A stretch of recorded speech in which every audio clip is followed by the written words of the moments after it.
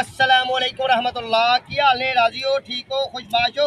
लो भाई सजनों बेलियो दोस्तों, यह वाला प्लांट है जिन्हें वेख्या जिन्हें जानता है ओदी ते बड़ी मेहरबानी, ते जिन्होंने नहीं पता उन्होंने दसने आ। इनू असीं पंजाबी दे लोग चाननी कहने आ ते उर्दू दे लोग चांदनी प्लांट कहते हैं। स्टार तरह का फुल हुंदा, तारे तरह का सफेद रंग का। एहदियां अज असीं कलमां लाणियां ने ते तुहाडे सामने ही आ। टाइम केड़ा चलन दिया जनवरी का आखिरी हफ्ता ते फरवरी च भी तुसीं ला सकदे हो। फरवरी के पूरे महीने च एहदियां कलमां तुसीं ला सकदे हो।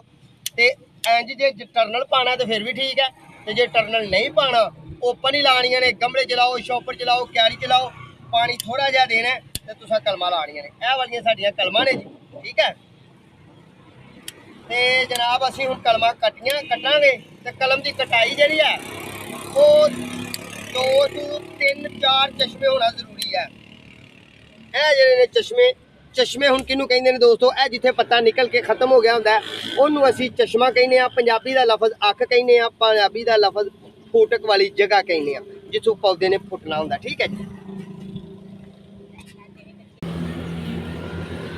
तो दोस्तों एदी एयर लेयरिंग भी तैयार हुंदी है, जिस तरह कि ए पिया अपने कोल प्लांट एयर लेयरिंग वाला, ठीक है जी। ए एयर लेयरिंग वाला प्लांट है, एयर लेयरिंग तो भी तैयार होंगे, पर एयर लेयरिंग का सीजन ए वाला नहीं। ये असी जनाब सितंबर च जाके यानी कि असी इनू 10वें महीने च लाया सी ते उदों इहदियां जड़ां फुटियां ते पर घट फुटियां।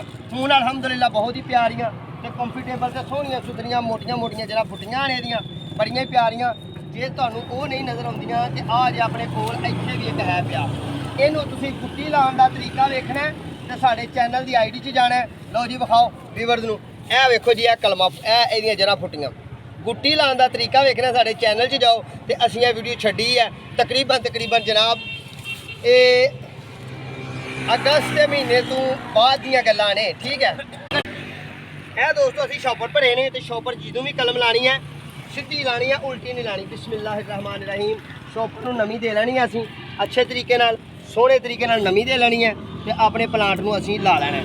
ये साडा इंशाअल्लाह 30 to 40 दिन के अंदर नवियां कोंपला नवे पत्ते इंशाल्लाह कट जाएगा, ठीक है जी। ये अज की वीडियो तुहानूं दित्ती है चांदनी के मतलब